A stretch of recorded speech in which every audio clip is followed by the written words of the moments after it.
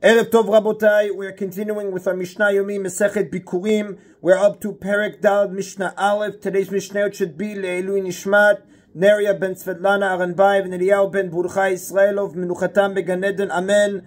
This chapter deals with the laws of an androgynous, who is a person who is of unknown gender because he was born with both male and female body parts. The word androgynous is a combination of the Greek words for man and woman. Now, this Mishnah discusses how such a person is regarded in the areas of halacha, the differentiate between men and women.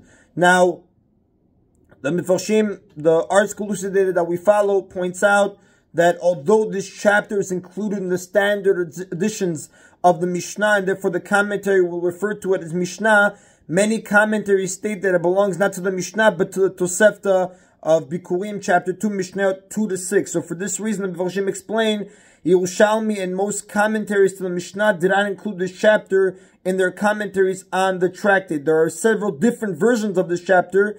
We will use the one that appears in the standard Yachin Uboaz Mishnot under the title Nuschat Harashash, which largely resembles the one used in the commentary of the Rash. The acronym Rashash could refer to Rashash, whose full name is Rabbeinu Shimshon Mishantz. Now, just as the koi we spoke about earlier is comparable in some ways to a domestic animal, and in some ways to a wild animal, and in some ways to both, and in some ways to neither, the same four possibilities exist when comparing the androgynous to a man and a woman. Tanya, it was taught in the Braita. Androgynous yesh bo dachim shaveh la'anashim. An androgynous has ways in which he is like men. V'yesh bo drachim shaveh la'nashim, and he has ways in which he is like women. V'yesh bo drachim shaveh la'anashim v'la'nashim, and he has ways in which he is like both men and women. V'yesh bo drachim she'eno shaveh lo la'anashim v'lo la'nashim, and he has ways in which he's not like men or women. Now we begin Mishnah Bet.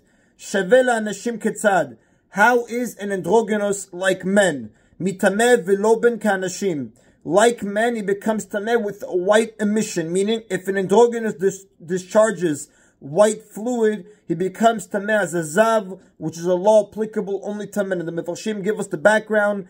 If a man's reproductive organ emits a ziva charge, which is an emission that resembles the white of an egg, like the Gemara Mesechet Nida, page 35b says, he becomes tameh as a zav, as the Torah says in Sefer Vayikra, chapter 15, pasuk 2.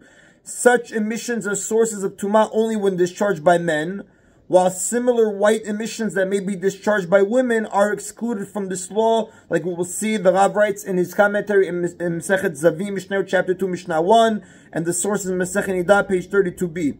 Our Mishnah teaches that an androgynous who discharges ziva is tameh, as in the case with a man.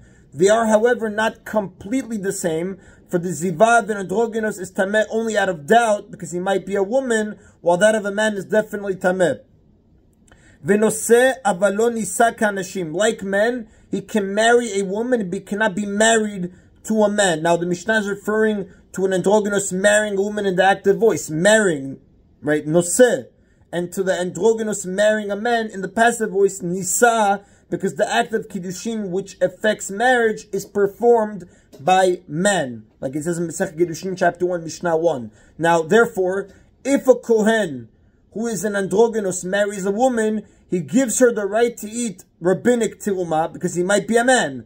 However, if an androgynous is married to a male kohen, the androgynous does not receive the right to eat any tirumah, for since he might be a man, their marriage is forbidden. The Mefarshim explain, when the Mishnah rules that an androgynous can marry a woman, but not a man, it seems to mean that a marriage between an androgynous and a woman is legally valid union, at least misafek, out of a doubt, which cannot be terminated in their life lifetimes except by a get, a divorce document, while a marriage between an androgynous and a man has no validity at all, and they're permitted to remarry even without a get having been given. That's how it appears from the Mishnah. However, the Mefarshim explain this cannot be the Mishnah's meaning, because in both cases the marriage takes effect out of doubt, which is enough for a get to be necessary. Rather, the Mishnah is referring to a different law that pertains to marriage, namely, if the daughter of a non-Kohen marries a Kohen, she is permitted to eat tirumah. Now, this permission is limited or does not apply at all where either of the spouses is an androgynous, because the marriage is possibly invalid. in the case where the Kohen is the androgynous and the wife is a regular woman, the wife may not eat biblical tiruma, since the marriage might be invalid, but she may eat produce that is tiruma only according to rabbinic law, because we know, savek de rabbanan nikula, when we have a doubt in the case of rabbinic law, we decide leniently. In the opposite case, though, where the so-to-speak wife is the androgynous and the husband, the Kohen, is a regular man, the sages prohibited the androgynous to eat any kind of tiruma, because marriage between a man and an androgynous is forbidden, given the possibility that the androgynous might also be a woman. However, the Rambam, the Mefarshim point out, the Rambam writes in Ilchot Isurei Bi'ah, chapter 1, Halakha 15, an androgynous is allowed to marry a woman. And the Mishnah continues, Venu miteched ima anashim ka'anashim, like men, he may not be alone with women. We know the Mishnah in Masechet Kiddushin, chapter 4, Mishnah 12, tells us a man is forbidden to be in a secluded place with a woman who is not a close relative.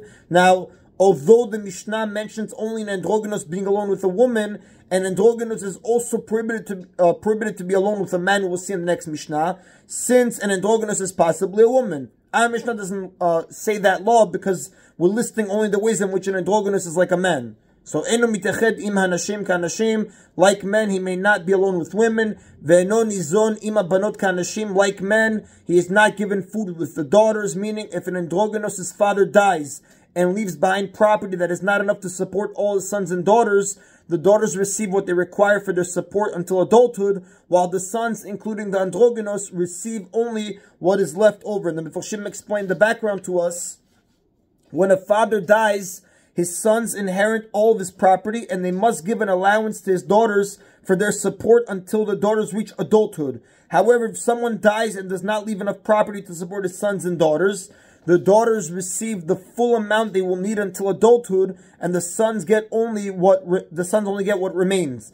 Now, the Mishnah is teaching us that in the second case, where each daughter receives a greater amount than each son, an androgynous has no right to a daughter's portion unless he shows that he is entitled to such a portion by proving that he is female, which is impossible. Therefore, the androgynous receives no more than one of the sons. And Mishnah continues, Ve'eno ne'etaf umsaper kanashim, like men, he does not wrap his head and he cuts his hair, which the Mefarshim explained to mean that an androgynous is forbidden to resemble women who cover their heads for reasons of modesty and grow their hair long. He must carry himself with the dress and appearance of a man to ensure that he will not marry a man, which we said is forbidden. And the Mefarshim give the background. The Torah prohibits intimate relations between two men. Sefer Vayikra, chapter 18, pasuk 22, and chapter 20, pasuk 13. Since an androgynous might be a man, this prohibition applies to him out of doubt. So to avoid the transgression of marrying a man, an androgynous must appear like a man. Now, although this will not prevent the androgynous from marrying a woman, that's not a problem, because like we mentioned, an androgynous is allowed to marry a woman, as the Rambam said in Ilchot Isurei Bi'ah, chapter 1, Halakha 15. The Mishnah continues, Ve'eno mitameh lemetim v'chayav b'chol takif. Ve'eno mitameh lemetim, like men, he may not become tameh from a dead body if he's a Kohen. V'chayav b'bal takif, he is prohibited to round off the corners of the head, meaning he may not make his hairline even all around by removing the hair from his temples. Ubebal tashchit kanashim, and he is prohibited to destroy the corners of the beard, meaning he may not shave certain parts of his beard with a razor. We know these three prohibitions do not apply to women. The Mishnah tells us in Masechet Kiddushin, chapter 1, Mishnah 7, but here we're learning it applies to an androgynous.